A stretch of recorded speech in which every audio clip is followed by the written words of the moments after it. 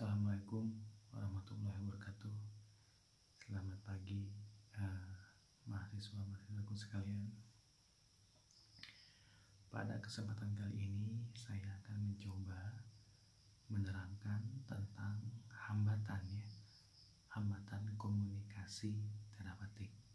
Apa sih yang sering kita kira-kira merasa terhambat gitu, ataupun merasa jadi penghambat kita dalam melakukan komunikasi terapeutik?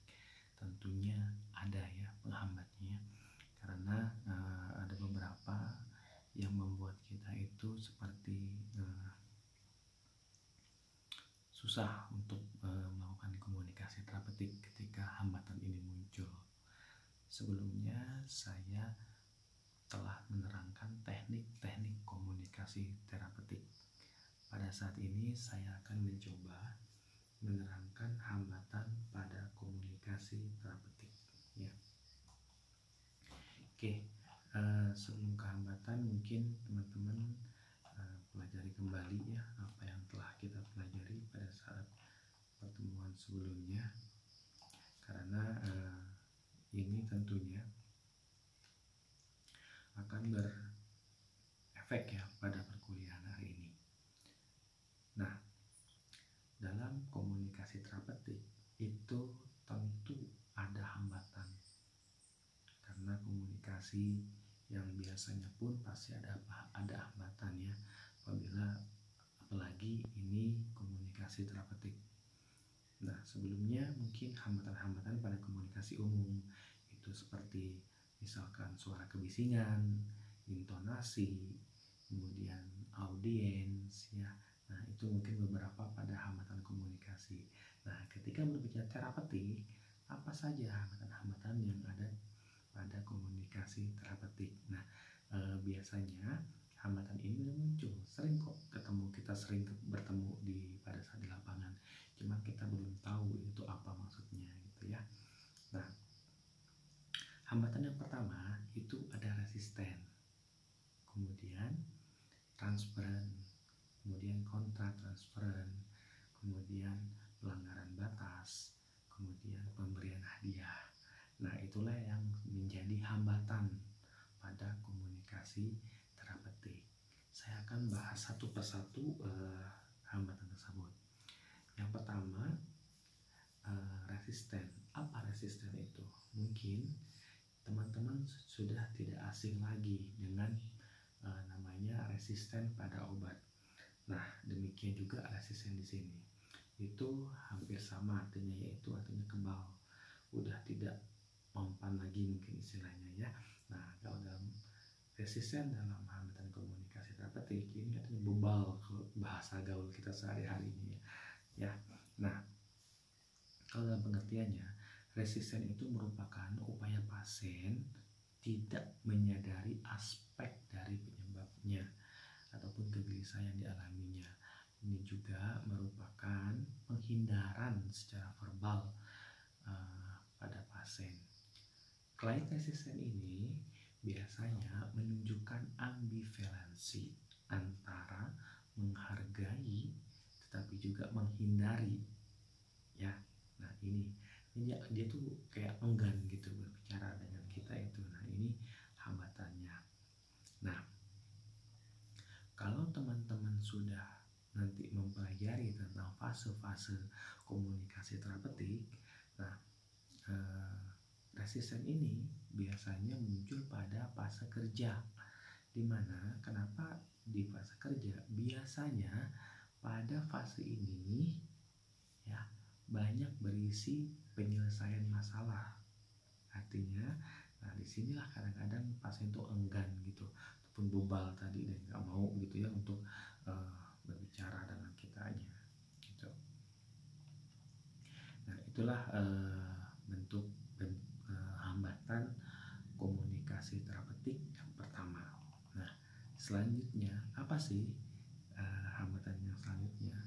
Ini dikenal dengan istilah transferan. Apa transferan itu? Ini merupakan respon tak sadar diri ya, berupa perasaan ataupun perilaku terhadap perawat yang sebetulnya berawal dari kisah kisah kehidupan sebelumnya. Maksudnya apa ini kisah kehidupan sebelumnya? Nah, reaksi transferan ini itu berbahaya ketika kita tidak menyadarinya, gitu ya. Nah, di sini transferan ini ada dua jenis. Yang pertama itu reaksi bermusuhan dan reaksi tergantung. Apa itu reaksi bermusuhan? Apa itu reaksi bergantung pada transferan? Ya, nah ini yang dua ini yang terjadi pada transferan. Yang pertama reaksi reaksi bermusuhan. Saya kasih contoh seperti ini. Tuan A adalah pasien yang dirawat di rumah sakit karena kecelakaan. Nah, tanpa sebuah alasan yang jelas, tiba-tiba Tuan A ini marah kepada perawat B. Setelah dikaji, ternyata perawat B ini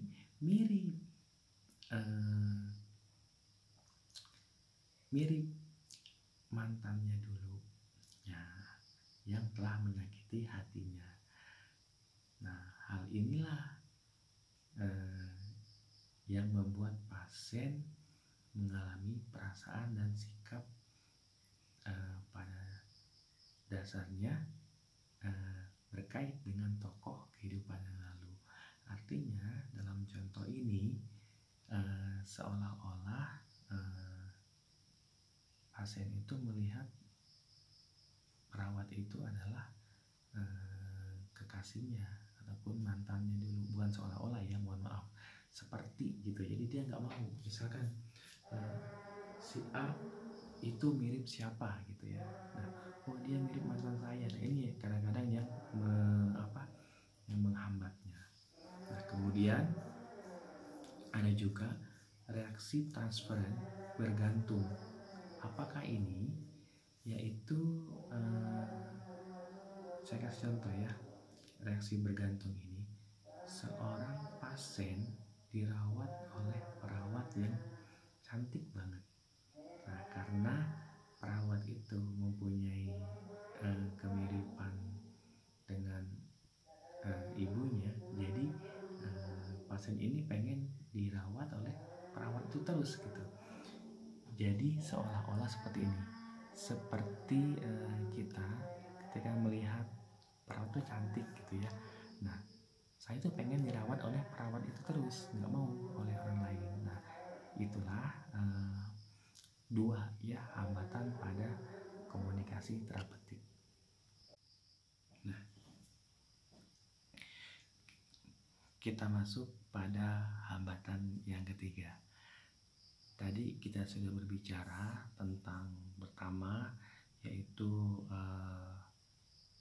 resisten, yang kedua transferan. Nah, yang ketiga adalah kontra dari transferan, yaitu kontra transferan namanya juga ya.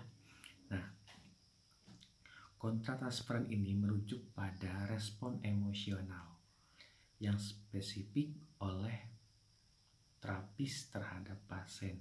Terapis di sini dalam arti perawat yang tidak tepat dalam hubungan komunikasi terapeutik atau ketidaktepatan ya, intensitas emosi. Apa maksudnya? Nah, kontra transferan ini merupakan bentuk emosional yang berupa hambatan terapeutik yang berasal dari diri perawat yang dibangkitkan oleh pasien.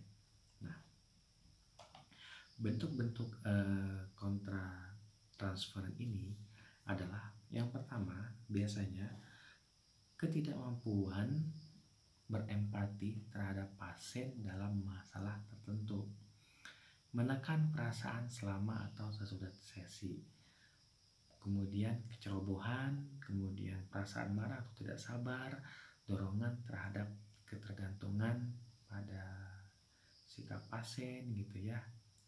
Nah, artinya kontra transferan ini adalah sikap perawat yang dibangkitkan oleh pasien.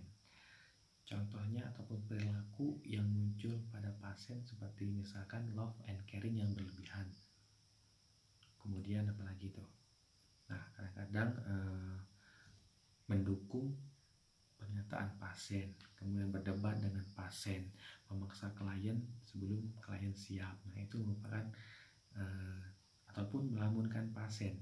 Jadi dalam hal-hal ini, kontra transferan ini adalah seperti kita itu suka sama pasiennya.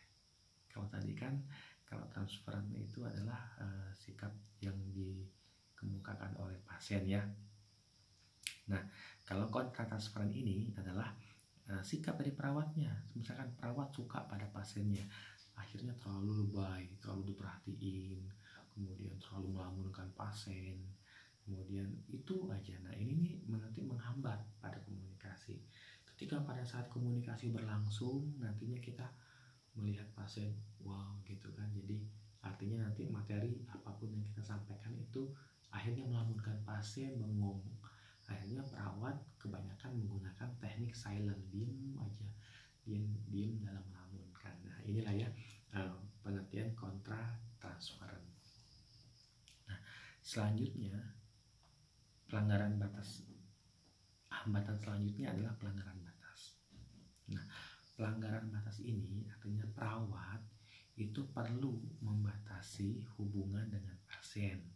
Batas hubungan antara perawat dan pasien adalah hubungan yang dibina dalam terapeutik. Dalam hubungan ini perawat berperan sebagai penolong ataupun advokat ya, dan pasien ya bertindaklah sebagai orang yang ditolong gitu.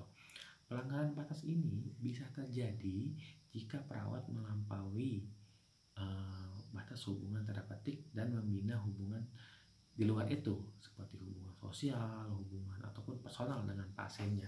Nah, beberapa batasan yang sering dilanggar, yaitu yang pertama batas peran. Batas peran ini adalah batas yang memerlukan wawasan dan pengetahuan yang luas dari seorang perawat, ya, serta penentuan secara tepat mengenai batas-batas terapeutik antara pasien dan perawat. Nah, kemudian ada juga yang dinamakan batas waktu. Misalkan penetapan waktu itu perlu ya. Makanya dalam komunikasi terapeutik itu ada nanti di tahap orientasinya untuk menyepakati waktu ya, bahkan tempat juga nanti ya. Nah, ini perlu waktu pengobatan, kemudian ataupun nanti counternya itu harus wajar gitu, di jam-jam yang wajar. Nah, kemudian ada juga batas tempat dan ruang. Batas tempat dan ruang ini adalah ya tadi wawancaranya di mana, komunikasinya di mana gitu kan ya. Jangan sampai ya di tempat-tempat yang ya gitulah, tanda kutip mungkin teman-teman tahu. Kemudian batasan uang, bahwa dalam komunikasi terapeutik jangan ada transaksi uang. Misalkan, Bu, berbicara dengan saya yuk. Nah, nanti ketika sudah berbicara dengan saya, nanti saya akan kasih imbalan berupa uang. Nah, ini yang kadang-kadang menjadi hambatan ya. Nah, pemberian uang ini juga nantinya nyambung nih dengan hambatan yang terakhir, yaitu pemberian hadiah. Nah, pemberian hadiah di sini ada beberapa macam. Jadi seperti ya barang, uang tadi. Nah, ini merupakan suatu hambatan. Kenapa? Nantinya pasien itu ketika mau kita komunikasi terapeutik, dia minta imbalan terus berupa hadiah. Nah, teman-teman, mahasiswaku sekalian, itulah hambatan-hambatan dalam komunikasi terapeutik ya. Silakan teman-teman pelajari kembali apa yang telah saya sampaikan. Nah, bagaimana cara kita mengatasi hambatan tersebut? Ada beberapa hal ya, cara untuk mengatasi hambatan tersebut. Yang pertama, pendekatan itu terpusat pada penerimaan. Maksudnya apa di sini? Penerimaan pesan berarti bahwa kita akan mengambil langkah atau yang dapat dilakukan agar pesan disampaikan dapat dimengerti, bermakna bagi penerimanya. Dalam hal ini pasien ya. Nah, inilah yang harus kita pusatkan ke pasien ya. Kemudian yang selanjutnya adalah komunikasi dengan situasi terbuka. Komunikasi dan organisasi merupakan cerminan dari budaya organisasi ya. Campuran nilai, tradisi, dan yang mengakomodir atmosfer atau karakter. Beberapa perusahaan cenderung menyambut aliran komunikasi ke atas, tetapi dalam komunikasi dengan situasi terbuka ya, ini akan mendorong keterus-terangan serta kejujuran dan kebebasan untuk mengangkat kesalahan ataupun tidak setuju dengan pasien ya. Jadi dalam hal ini kita harus komunikasi dengan situasi terbuka. Maksudnya ya udah, kita apa ada saja, jujurnya aja, bahwa kita harus menganggap ya, pasien itu pasien gitu ya. Pasien ya berperan sebagai yang harus ditolong dan kita sebagai penolong. Jadi jangan sampai kita artinya membawa masalah pribadi kepada pasien gitu. Tadi seperti yang misalkan transfer ataupun malah kontra transfer, malah kitanya yang baper gitu ya melihat pasien tersebut. Kemudian yang ketiga, melakukan komunikasi dengan etis. Etika di sini merupakan prinsip-prinsip menjadi acuan bagi seseorang untuk bersikap dan perilaku. Orang yang tidak memiliki etika biasanya egois dan tidak peduli salah atau benarnya, menghalalkan segala cara untuk menggapai hasil akhir. Nah, inilah di sini kita harus ya udah, kita etika kita ketika ketemu pasien, kita senyum, kita sopan, kita santun gitu ya, menyapanya dengan sopan dan santun. Nah, kemudian yang keempat adalah pesan yang efektif dan efisien. Di sini kita jangan bertele-tele. Makanya nanti pada komunikasi terapeutik itu akan membuat strategi pelaksanaan tindakan perawatan. Di situ udah ada tujuannya, udah ada apa yang mau kita omongin, apa yang mau kita lakukan. Itu SPTK itu nantinya itu berperan sebagai acuan kita dalam melakukan komunikasi terapeutik agar efektif dan efisien. Nah, nanti seperti apa SPTK mungkin nanti ada dosen lain yang akan mengajarkannya. Oke, mahasiswaku sekalian, itulah yang dapat saya sampaikan. Saya mengharap banget nih komentar dari para mahasiswa. Mohon video saya ditonton karena ini sebagai perwakilan saya menghadirkan diri saya kepada teman-teman. Saya sengaja untuk menyingkatkan video ini agar teman-teman bisa mengerti apa yang saya sampaikan. Jika ada pertanyaan, silakan komen di kolom komentar. Jangan lupa tetap selalu jaga protokol kesehatan COVID. Gunakan masker ya, kemudian jaga jarak dan selalu tingkatkan imun kita untuk menghadapi pandemi COVID ini. Suka nggak suka, COVID ini tetap ada. Salam sehat, saya Krisna Wisnu Sakti, dosen Stikes Jenderal Ahmad Yani Cimahi.